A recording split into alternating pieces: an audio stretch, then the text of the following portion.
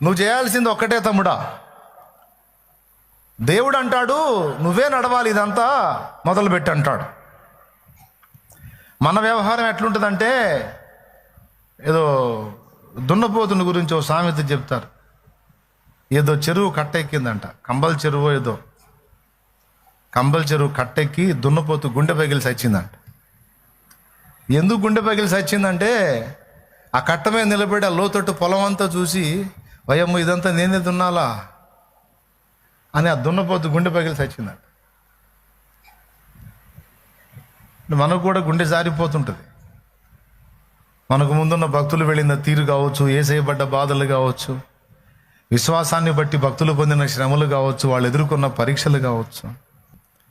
Bible నిండా భక్తులు, వాళ్ళ శ్రమలు, పరీక్షలు, పోరాటాలు, శోధనలు, వాటి మీద వాళ్ళు పొందిన జయాలు, చివరికి వాళ్ళు పొందిన మహిమ, వీటితోనే నింపబడి ఉంది గ్రంథం అంతా. చదువుకోవటానికి, స్టోరీలు వినటానికి బాగుంటుంది, కానీ ఆ సీన్లోకి మనం ఎంటర్ అవ్వాలంటే మహా కష్టం. కానీ ఇక్కడ దేవుడు అంటున్నాడు, నా మాట విని ఒకడు నడవటం మొదలు పెడితే నేను వాడిని వదిలిపెట్టను అంటాడు. నా మాట విని ఒకడు నడవటం మొదలు పెడితే, నా మాట చొప్పున బ్రతకటం మొదలు పెడితే, నా సేవ చేయటం మొదలు పెడితే నేను వాడిని వదిలిపెట్టను అంటున్నాడు. అది ఈరోజు పాయింట్. నడవటం, బ్రతకటం, సేవ మొదలు పెడితే వదిలిపెట్టడంట. దీనికి బైబిల్లో అనేక నిరూపణలు ఉన్నాయి.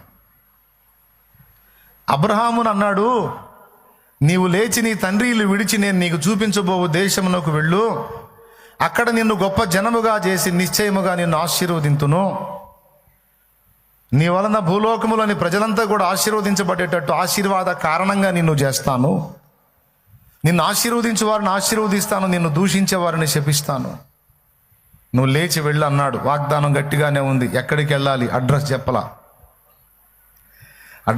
నడవయా, నేను తీసుకెళ్తాను, నీకెందుకు అడ్రస్, నేను కదా తీసుకెళ్ళేది, పద అంటే ఎక్కడికి వెళ్ళాలి, ఎందుకు వెళ్ళాలి, ఏం ప్రశ్నలు లేవు.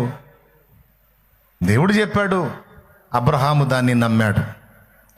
నమ్మి అడుగులు మొదలు పెట్టాడు.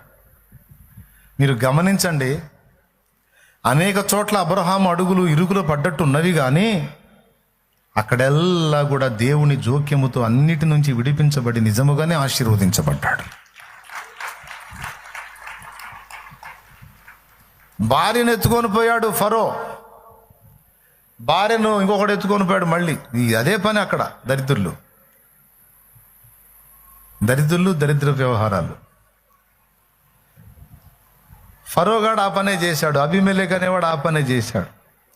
మళ్ళీ వాళ్ళకి డజన్ల కొద్ది భార్యలు ఉంటారు. వాళ్ళేమో అసలు ఒంటర్లు కాదు, డజన్ల కొద్ది భార్యలు ఉంటారు అప్పటి రోజులు. రాజులు అంటే వాళ్ళకే తక్కువ.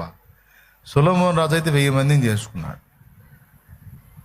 ఇక్కడ ఒకళ్ళకే చేస్తున్నారు జనం అల్లాడి. 1000 మందిని చేసుకున్నందుకే ప్రసంగి రాశాడు, దేవునికి స్తోత్రం. మరి 1000 మందిని చేసుకోకపోతే ప్రసంగి రాసేవాడు కాదేమో. 1000 మంది దెబ్బకి ప్రసంగి అనుభవంలోకి వచ్చాడు. ఏమండి, ఏంది ప్రసంగిలో ఉన్నది ఏంది? మొదలు పెట్టడం పిచ్చోడు మాట్లాడతాడు. మొదలు పెట్టడమే వ్యర్థము, ఆకాశం క్రింద జరుగునదంతయో వ్యర్థమని ప్రసంగి చెప్పుచున్నాడు అని మొదలు పెడతాడు. శుభం పలుకురా పెళ్లి కొడుకు అంటే ఏదో పలికినట్టు ప్రసంగి గ్రంథం మొదలు పెట్టే వ్యర్థమని అని మొదలు పెట్టాడు. చూడండి ఏమన్నదమ్మా, వ్యర్థమని ప్రసంగి చెప్పుచున్నాడు. వ్యర్థము సమస్తము వ్యర్థమే, సూర్యుని క్రింద నరులు పడు. పాపం 1000 మంది దెబ్బ కట్ట అయిపోయినట్టున్నాడు ఆయన. దేవునికి స్తోత్రం కలుగును గాక. హల్లెలూయా. కొంతమందికి 1000 కాదు, ఒక ఆమెతోనే అయిపోతున్నారు అట్లా. కొంతమంది స్త్రీలు, అందరిని కాదు, మీరు నాకెళ్ళి అలా చూడవాకండి, అందరినీ కాదు, కొంతమంది దెబ్బకి జనం అట్ట అయిపోతారు. సరే బాగా వినండి, భార్యలు చాలామంది ఉన్నారు, కానీ అబ్రహాం భార్య మీద పడింది ప్రతి ఒక్కడికను. ఎందుకంటే 65 సంవత్సరాల వయసులో కూడా శారా ఒక రాజు కళ్ళను ఆకర్షించేంత చక్కగా ఉంది. 65లో ఫరో కళ్ళను ఆకర్షించింది. దాదాపు 80 ఏళ్ల ప్రాయములో అబీమెలెకు కళ్ళను ఆకర్షించింది. అంటే ఎంత చక్కగా ఉందో ఒక్కసారి ఊహించండి. ఆమె మరి అంతసేటు చక్కదనం ఏదో పోయినాక కానీ మనకు తెలియదు. పోయినాక చూద్దాం. మరి మన పితరుని యొక్క భార్య కదా శారమ్మ, మనందరికీ తల్లి, చూడొచ్చు. కానీ వాక్యం చెప్పింది, ఇప్పుడు నన్ను బయలుదేరమన్నావు, మరి ఇదేంది అనలా. భార్యను వాడు తీసుకొని పోతే, ఫరో ఇంటికి తీసుకొని పోతే ప్రశాంతంగా ఉన్నాడు గుడారంలో. అబీమెలెకు రాజు తీసుకొని పోతే ప్రశాంతంగా ఉన్నాడు గుడారంలో. ఏం కలవర పడ్డట్టు కానీ కంగారు పడ్డట్టు కానీ కనీసం ప్రార్థన చేసినట్టుగా కూడా ఉండదు. ఉంటే అక్కడ చూపించండి నాకు. ఫరో తీసుకెళ్ళినప్పుడు కానీ అబీమెలెకు తీసుకెళ్ళినప్పుడు కానీ ఆమె విషయమై అబ్రహాము కన్నీరు విడిచి ప్రార్థన చేసిననే వచనం ఒక్కటన్నా ఉందా? స్తోత్రం చెప్పండి, పెద్దగా చెప్పాలి. అసలు కనీసం ప్రార్థన అన్నా చేయాలిగా. చేశాడా? చేసినట్టు లేదు. కానీ ఏం జరిగింది? శారమ్మ పోయింది, హాగరమ్మని తెచ్చింది. సింగిల్గా రాలా. మళ్ళీ శారమ్మ బయటికి వచ్చింది. వస్తా వస్తా హాగరమ్మని తీసుకొని వచ్చింది. ఒంటెలు, పశువులు, ఎడ్లు, మొత్తం ఒక సరుకు వచ్చేసింది ఆ వెంట. ఎందుకు? దండం పెట్టి, చేసిన పాపానికి దండం పెట్టి, అయ్యా చేసిన పాపానికి ప్రాయశ్చిత్తంగా ఇవన్నీ ఇస్తున్నాను, తీసుకొని మమ్మల్ని వదిలే, ఇదిగో నీ స్త్రీని తీసుకొచ్చినందుకు ఇదిగో ఇంకొక స్త్రీని నీకు అప్పగిస్తున్నా అని దండం పెట్టి ఇచ్చారు. టచ్ కూడా చేయలే శారమ్మని. ఎందుకో తెలుసా? అబ్రహాం ఎందుకంత ప్రశాంతంగా ఉన్నాడు, ఎందుకంత ధైర్యంగా ఉన్నాడు? ఎందుకో తెలుసా? నేను ప్రశాంతంగా ఊర్లో ఉన్నాను, ఊరనే ఊర్లో ఉన్నా. పదా అన్నాడు. అక్కడి నుంచి సరే ఊరు దాటి హారాన్ అనే ఊరికి వచ్చా. ఊరనే ఊర్లో ఉంటే నన్ను పిలిచాడు. అక్కడి నుంచి హారానుకు వచ్చి ఆగితే ఎందుకు ఆగావు అన్నాడు. మా నాయన ముసలోడు అన్నాను, నాయన్ని లేపేశాడు. ఇక పద అన్నాడు, బయలుదేరాను. మరి అంతసేటు నేను చతికిల పడ్డట్టుంటే గద్దించి మరి నడిపించినోడు నాకు తోడుగా ఉన్నాడు. నా అంతటా నేను రాలా, ఆయన నడవమంటే నడుస్తున్నా, ఆయన కదలమంటే కదులుతున్నా. ఇంకా నాకెందుకు, ఇంకా ఆయన చూసుకోవటమే. అది విశ్వాసం. నాకెందుకు, ఇంకా ఆయనదే బాధ్యత. వాడు ఐగుప్తుకు రాజు, నేను వాడి మీద ఫైట్ చేసేదా?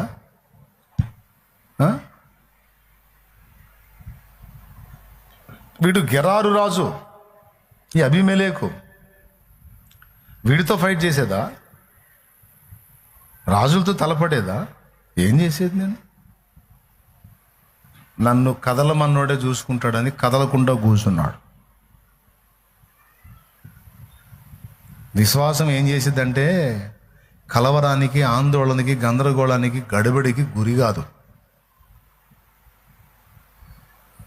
ఆయన మీద అలా తలవాల్చి హాయిగా విశ్రాంతి తీసుకుంటుంది. పెను తుఫానులో కూడా. నా జీవిత యాత్రలో ఎన్నో తుఫానులు, నా జీవిత యాత్రలో ఎన్నో తుఫానులు, అయినా నా యేసు నా పక్షమయ్యుండగా, అయినా నా యేసు నా పక్షమయ్యుండగా, తుఫాను నడచి పెనుగాలి నాపి, తుఫాను సుడిగాలి నాపి నడిపించును నా యేసయ్యా. నా విశ్వాస ఓడయాత్ర కొనసాగుచున్నది. నా విశ్వాస ఓడయాత్ర కొనసాగుచున్నది. కొనసాగిల్చే యేసు నాకు తోడుండగా, కొనసాగిల్చే యేసు నాకు తోడుండగా. తుఫానులైనా పెనుగాలులైనా తుఫానులైనా పెనుగాలులైనా ఆపలేవు నా యాత్రను. దేవునికి మహిమ కలుగును గాక. పెద్దగా చెప్పాలి. అసలు ఎవరన్నా ప్రశాంతంగా ఉంటారా? తనకేమైనా తట్టుకుంటాడు కానీ పురుషుడు భార్య దెబ్బతింటే తట్టుకుంటాడా? అసలు అది బలహీనత రోగం, అది వేరు. డైరెక్ట్గా వేరే ఎవడొచ్చి తీసుకొని పోతే అసలు ప్రశాంతంగా ఉంటాడా? అల్లాడిపోడు, ఏడ్చి మొత్తుకోడు, ఏదో ఒక అవసరమైతే సచ్చైనా సరే ముందు నా భార్యను కాపాడుకుందాం అనుకోడు. అబ్బే, గుడాలంలో కూర్చున్నాడు. నాకు తెలిసి అబ్రహాము దగ్గర ఉన్న దాసదాసి జనాంగం మొత్తం బిత్తరపోయి ఉంటారు అబ్రహాం చేసిన పనికి. టెన్షన్ లేదు, పాడు లేదు, ఏం లేదు. వాళ్ళు వచ్చి అయ్యగారు అమ్మగారిని తీసుకొని పోయారు కదా, అమ్మగారి కండిషన్ ఏంటో, ఏం పరిస్థితో ఏందో అంటే అల్లా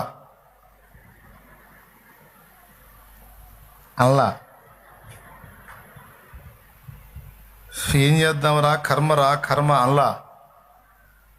ఏం లేదు, మామూలుగా ఆయన పని ఆయన చేసుకుంటా. చుట్టూ చూసే వాళ్ళకి మతిపోతుంది. ఇదేమి దారుణం. నా భార్యని పక్కవాడు మోహంగా చూస్తేనే నాకు బాధ కలిగిద్ది. ఈయన భార్యని ఏకంగా తీసుకొనే పోయారు. ఈ ప్రశాంతత ఏంది, ఈ విశ్రాంతి ఏంది, ఈ దారుణం ఏంది? కొంపతీసి వల్ల ఇసుగుపోయాడా ఏంది? పోతే పోయిన దరిద్రం పీడ వదిలిపోయింది అనుకున్నాడా? అంటే లేదు, శారమ్మ అంటే చాలా ప్రేమ, చాలా ఇష్టం, చాలా ప్రేమ. అయినా సరే టెన్షన్ లేదు, దడ లేదు, ఆయాసం లేదు, ఆవేదన లేదు, ఏం లేదు, ప్రశాంతం నిమ్మలంగా. ఏమయ్యా అబ్రహాం, ఏమి అంత ప్రశాంతంగా ఉన్నావంటే, నన్ను నడవమని చెప్పింది ఆయన. ఆయన చెప్పిన మాట విని అడుగు బయటికి వేశాను.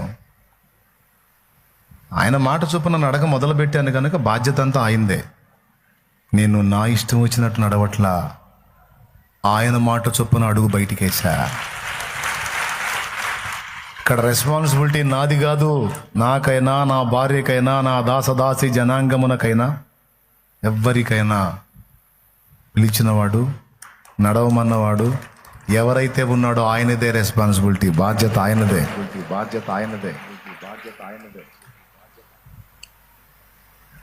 చూస్తా, ఆయనే తెస్తాడుగా. ఎట్లా తెస్తాడు.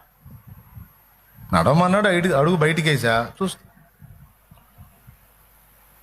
నిజంగా కబుర్ రానే వచ్చింది. సత్తా బతుకుతో వచ్చారు ఫరో ఇంటి నుంచి. ఏమయ్యా అంటే, ఆ స్త్రీ ఎవరు? ఆమె నీ భార్య అట కదా. ఎవరు చెప్పారు మీకు? దేవుడు చెప్పాడా? దేవుడు చెప్పాడు. మా రాజుగారిని సాగుకొట్టేవాడివి నువ్వు, తీసుకురమ్మన్నాడు నిన్ను. పోయాడు, నిలబడ్డాడు. ఏమయ్యా నువ్వు చేసిన పని ఏమి? నా గొంతు మీదకి తెచ్చుదువు కదా. నేనేం చేశాను? ఆమె నీ భార్య అంటగా, నా చెల్లెలని చెప్పావు. ఆమె కూడా తక్కువది కాదు, అన్నని చెప్పింది. మీ ఇద్దరు కూడా బలుక్కొని నా ప్రాణం మీదకి తెస్తారా?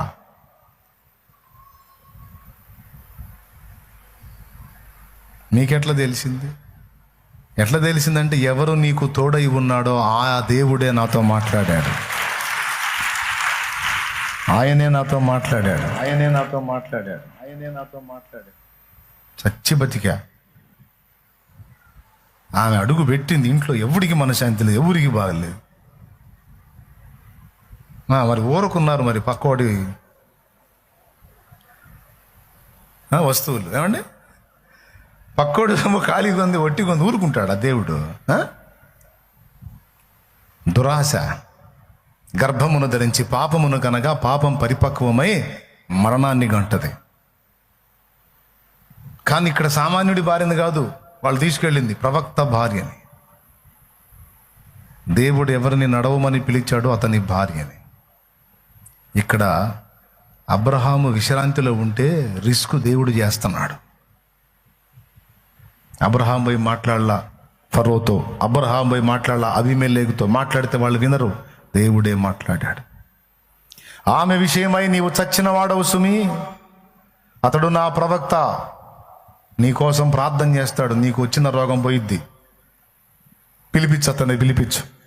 ప్రభువా, ఇటు నీతి గల జనమును హతము చేయుదువా? అతడు నా చెల్లెలని చెప్పలేదా?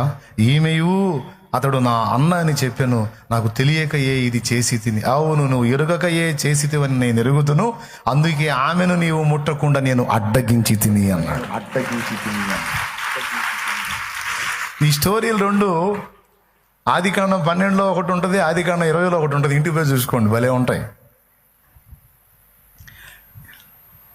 ఓకే, ఎందుకు ఈ విషయాలు చెప్పానంటే, విశ్వాసమును బట్టి, విశ్వాస మూలమున ఒకడు అడుగు ముందుకు వేస్తే, అడుగు వీడు వేస్తున్నట్టుగా, ఈమె వేస్తున్నట్టుగా, ఇతడు వేస్తున్నట్టుగా కనబడిద్ది, కానీ టోటల్గా వ్యక్తిని మోసేవాడు వేరుగా ఉంటాడు. నేను అందుకే మేజర్గా ఒక మాట, దేవుడు చెప్పినట్లు నడక మొదలు పెట్టామా లేదా అన్నదే మన పాయింట్. నడక మొదలు పెట్టావా, విశ్వాసంతో అడుగులేయటం మొదలు పెట్టావా, అట్లయితే ఇక మిగిలిన మ్యాటర్ అంతా దేవుడే చూసుకుంటాడు. చూసుకోవాలి, ఇక అది నీ పని కాదు. ఇక సీన్లోకి ఆయన ఎంటర్ అవుతాడు. నడుం కట్టాడా, అడుగు ముందుకేసాడా, అంతే, గాల్లో లేపేశాడు ఫిలిప్పుని. చూస్తే పోయి రథం ముందు ఉన్నాడు. నడవమన్నట్టుగా అడుగు బయటికి పెట్టాడా, కదిలాడా లేదా? అబ్రహాము గమ్యం చేర్చాడు, కనానుకు దేవుడు చేర్చాడు అబ్రహాముని. నీకు ఎక్కడన్నా చూడు, అబ్రహాముని ఎక్కడన్నా ఇరుకున పడనిచ్చాడు అని చూడు, ఇరుకున పడ్డట్టుగా ఉంటాడు, దేవుడు ఎంటర్ అవుతాడు. ఎందుకంటే నీ మాట విని ఎవడన్నా ఒక పని చేయడం మొదలు పెడితే పూర్తి బాధ్యత నువ్వు తీసుకుంటావా, వాడిని ఎత్తినేస్తావా? నువ్వు చెప్పక్కాయ్ అన్నా, నువ్వు చెప్పు. నీ మాట విని ఎవరన్నా అడుగులు వేయటం మొదలు పెడితే బాధ్యత నువ్వు తీసుకుంటావా, వాళ్ళకే వదులుతావా? వాడు నా మాట నీ పనికి దిగాడు, నేను పాప వాడికి హ్యాండ్ ఇస్తే అల్లాడిపోతాడు. ఇప్పుడు పంట వేసుకుంటాను, మరి ఏదన్నా పెట్టుబడి పెడతానంటే అన్ని దగ్గర కూడా వచ్చాడు. వేసుకోపో, అయిపోయిందా, పెడతాపో, పెట్టుబడి పెడతాపో అని నువ్వు అన్నావు. నీ మాట నమ్మి నాటాడు.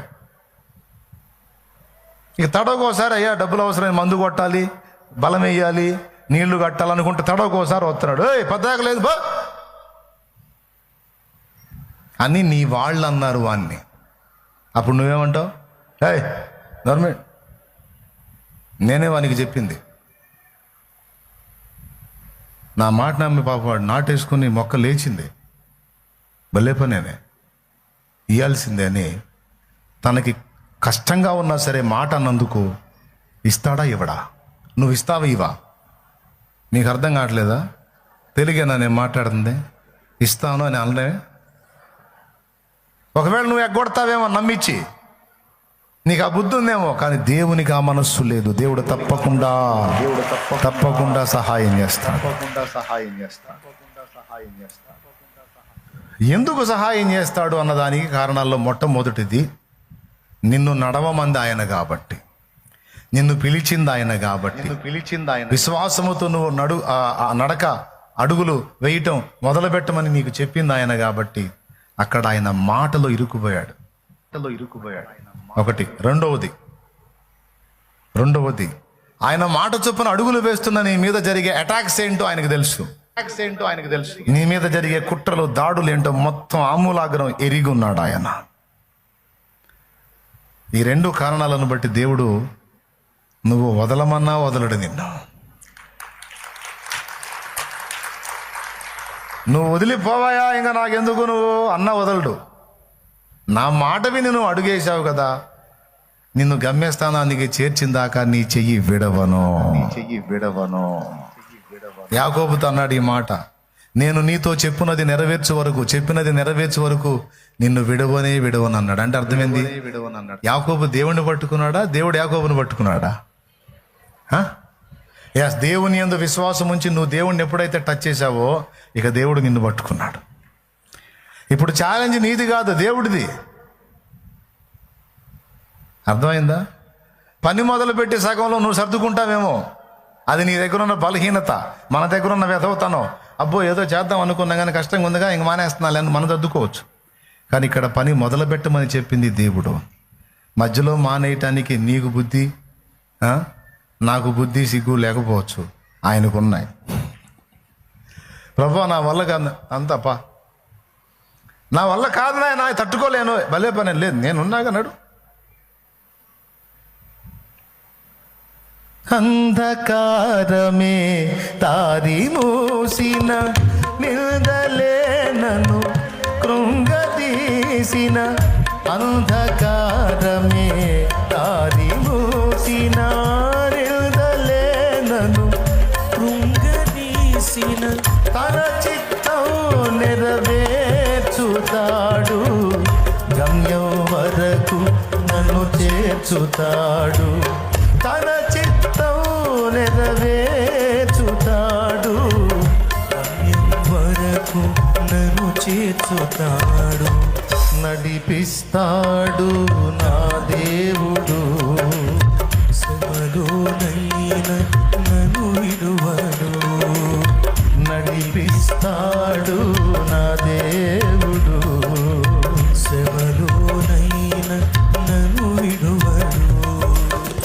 అడుగులు తడబడిన అలసట పైబడిన, అడుగులు తడబడిన అలసట పైబడిన, చేయి పట్టి వెన్ను తట్టి చక్కని ఆలోచన చెప్పి, చేయి పట్టి వెన్ను తట్టి చక్కని ఆలోచన చెప్పి నడిపిస్తాడు నా దేవుడు, శ్రమలోనైనా నన్ను విడువడు. దేవునికి మహిమ.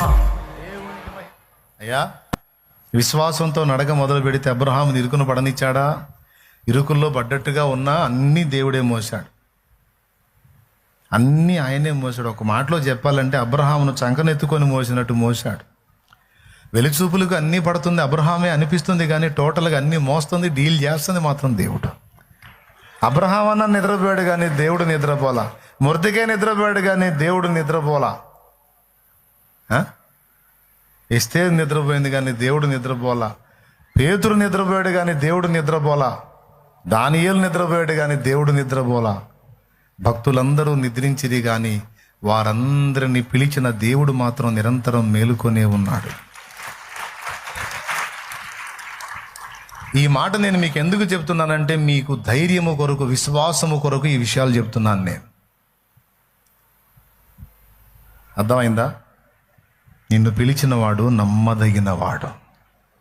పొద్దున్న చెప్పా ఫస్ట్ కూటంలో ఎందుకు పిలిచాడో, ఇంటికి పోయి ఆ కూటంలో వినండి ఆ విషయం. ఇప్పుడు పిలిచినవాడు ఏమై ఉన్నాడు? పిలిచినవాడు, నడవమన్నవాడు నమ్మదగినవాడు. ఆయన ఎందుకు నీకు తోడై ఉంటాడో 2 సంగతులు వివరించా. మొదటిదేంటి? ఆయన మాట నమ్మి అడుగు మొదలుపెట్టావు కదా, అందుకని రాజులతో మాట్లాడతాడు నీకోసం, రంగప్పలతో కూడా మాట్లాడతాడు నీకోసం. ఆయన మాట విని ఒకటి అడుగు వేస్తున్నాడా లేదని ఒక్కడే చూసుకుంటాడు. అలా ఆయన మాట చొప్పున కదిలాడు ఫిలిప్పు, తీసుకెళ్లి నిలబెట్టాడు రథం ముందు. మాట చొప్పున కదిలాడు ఎలియా, తీసుకెళ్లి యెజ్రెయేలు గుమ్మం ముందు నిలబెట్టాడు.